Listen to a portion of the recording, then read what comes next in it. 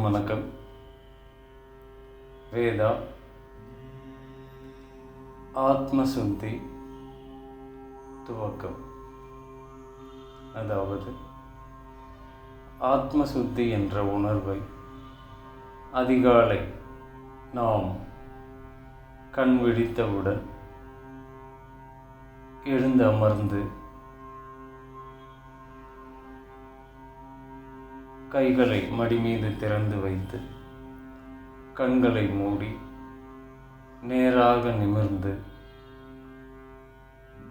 2 நிமிடம் மூக்கின் நுனியில் சுவாசத்தை கவனித்து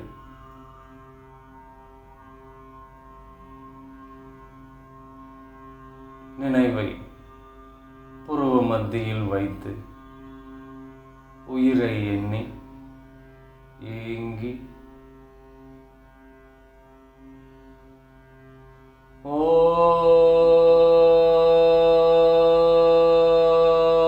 ஓம் ஈஸ்வரா குருதேவா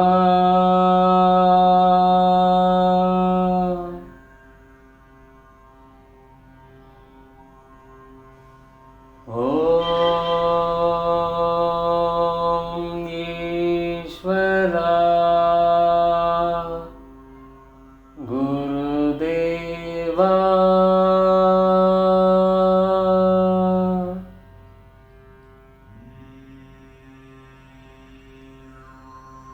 ஓம் ஈஸ்வரா குருதேவா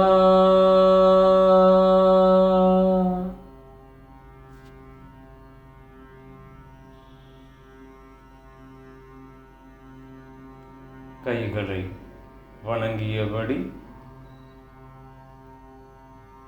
எனது தாய் தந்தையரின் அருளாசியை நான் பெற அருள்வாய் ஈஸ்வரா. ஞானகுரு சர்க்குரு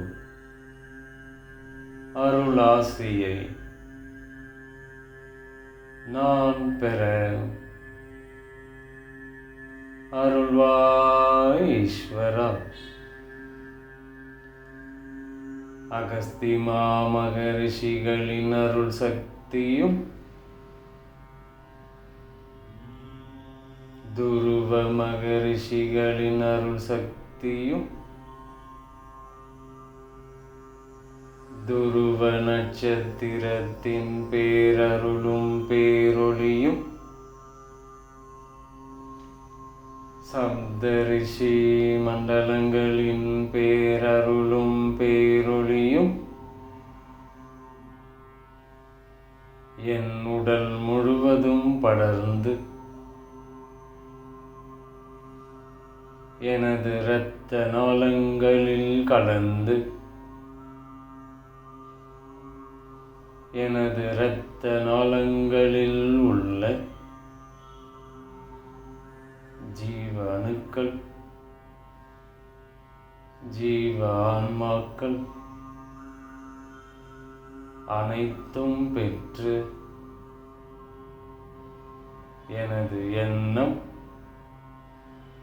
சொல் செயல் அனைத்தும் புனிதம் பெற்று நான் பார்க்கும் யாவரும் என்னை பார்க்கும் யாவரும் அனைத்து நலமும் வளமும் பெற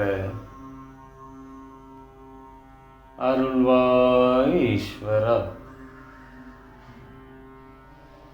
எனக்கு எல்லாம் வழங்கிய படைப்பாற்றலுக்கு நன்றி. குரு வாழ்க, குருவே துணை.